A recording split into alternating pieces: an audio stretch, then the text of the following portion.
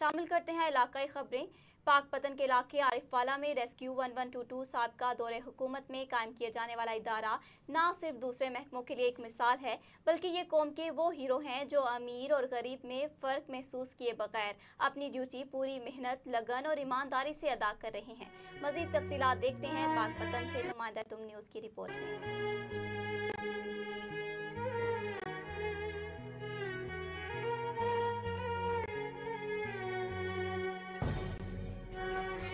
सबका दौरे हुकूमत में कायम किया जाने वाला ये अदारा न सिर्फ दूसरे अदारों के लिए एक मिसाल है, बल्कि ये कौम के वो हीरो हैं जो अमीर और गरीब में फ़र्क महसूस किए बगैर अपनी ड्यूटी पूरी मेहनत, लगन और ईमानदारी से सर अंजाम देने में मसरूफ़ अमल हैं और लोगों की ज़िंदगियाँ बचाने में अपना अहम किरदार अदा कर रहे हैं। रेस्क्यू के अमले को करोड़ों पाकिस्तानी दुआओं के साथ साथ खराज तहसीन भी पेश करते दिखाई देते हैं। रेस्क्यू अमले ने ये साबित कर दिखाया है, वसाइल कम हो या ज़्यादा, अगर मुल्क और कौम के लिए दिल में मोहब्बत हो, काम करने का जज्बा हो, तो कोई भी मुश्किल उनकी राह में रुकावट नहीं बन सकती।